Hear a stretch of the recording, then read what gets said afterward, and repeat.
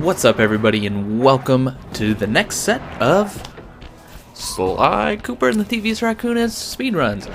So, I guess how else to start this off than with a rocky start. We are playing through the levels in Sunset Snake Eyes, and you know, not really much to say other than you can see what I'm doing, so pretty much you know what's happening. Rolling down that hill gives you a lot of speed and allows you to save a couple seconds. You know, I didn't really have as much trouble with these levels as I did, say, with the first set. So, you know, basically tips are just roll when you can, especially on downhills, straightaways, through enemies, because that is going to help you save time. That's going to make these so much easier. I haven't been looking up help guides, so somebody did point out to me that on my last video, starting the timer doesn't give you a horseshoe, so if you really need my method for that barrel level, just play until you get a horseshoe during your run and you'll save 30 seconds on it. But as you can see, I ended up with 10 extra there, so not much of a problem. Next we have Back Alley Heist, I believe. And this one, I don't believe I have too much trouble with it. You just have to get used to where everything's going to be so that you can basically run through it. There is a bit of a jump at the end that I think I save a little bit of time on, but it's not that big of a deal. And right there, as you can see, if you land, it takes a split second to recover and then start running again. But if you do your second jump right before you hit the dog's back, you can keep running. Not a huge deal, but I mean, if you do it 3 times, it might cut a second off your time, and that might make the difference between winning and losing. And this is the part I was talking about. I think there's a jump right here off of these things. Yeah, if you can make that, that'll save you a good chunk of time, and then it allows me to kind of screw up here, I think. Oh, maybe I didn't screw up too bad. Yeah, I didn't. Alright, but plenty of time left over there, too. I think next we are heading straight to the top. And this one, just line yourself up so you can roll right through this dog and on to the next part. We're just going to try to jump across these letters as fast as we can. You don't really have to climb up until a little bit later. As you can see, I'm just grabbing and jumping. Then you have to climb up on top of the S, because on the next couple letters you're going to want to be on top of them. So we're going to go across, I think that was a T there, and just hop right on here. This is actually one of my slower starts, surprisingly, and I still made it, but I think we still end up doing fine. There's only one of them that I had a lot of trouble with. Yeah, right there, I had no idea where I was going.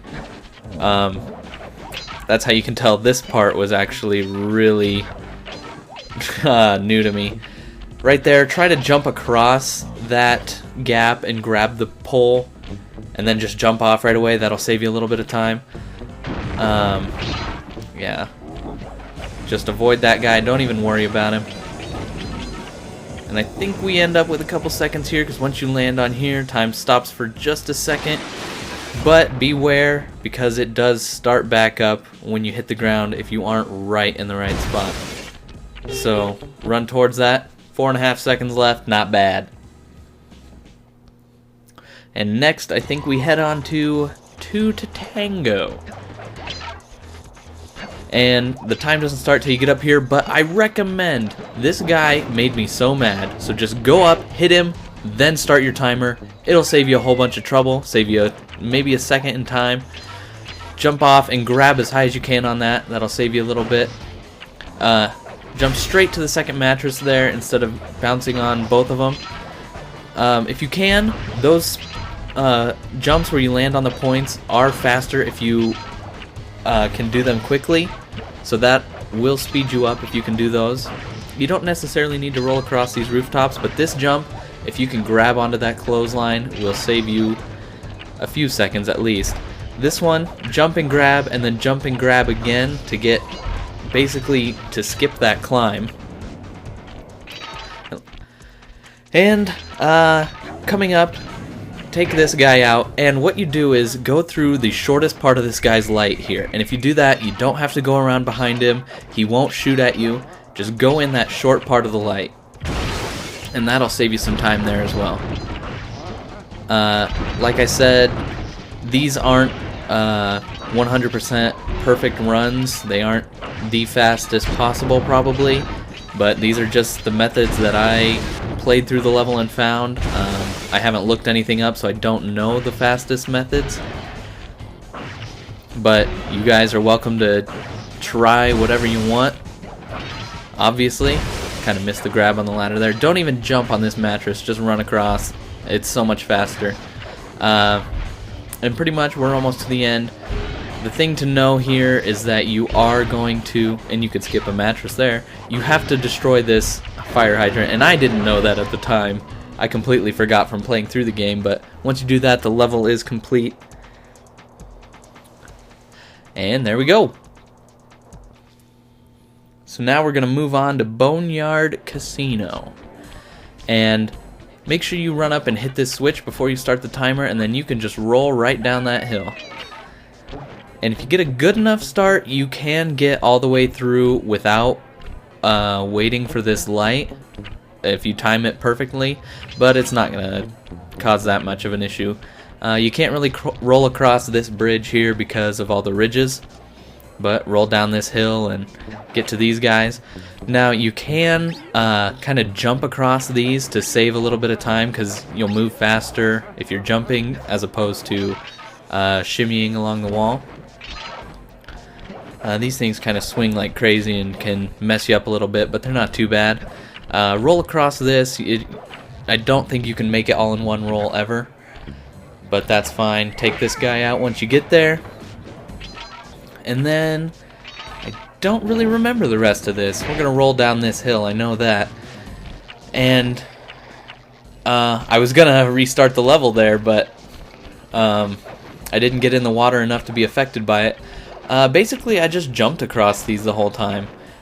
You can't really roll across the tables because the chips and glasses stop you from rolling. Just remember that if you do end up hitting these lasers and set off the alarm, your time will go down faster, so be careful of that. Alright, and we're going to climb up this, and we, I think, end up with a lot of time at the end of this. Just wait for this guy, and you can roll or run up and hit him, whatever. He looks away. I end up having a lot of time, but then the end is a little bit difficult. You do have to have good timing for that, but as you can see, it's not too hard. You can see the end there. I've got 20 seconds left, and you can always land in that one on the first try. However, they add lasers after that, and I can always make it into this one, and then I always land on that laser. I don't know why, but my time starts going faster. I barely get in there. 4 seconds left, but you know, if you don't land in that laser, like if I would have just double jumped, I probably would have had 8 seconds left. It wouldn't have been a big deal. So, thank you all for watching. I hope these helped you get through all of your speedruns.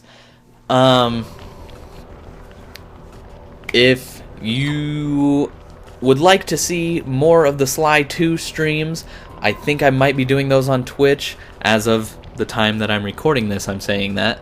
So, if you haven't checked out We Like to Pray, that's the collab channel I'm in, the 4-player channel, head on over there. We do streams on Twitch now, and I hope to see you all there for the rest of those streams, or maybe on YouTube, whatever I decide to do. So, thanks for watching, everybody.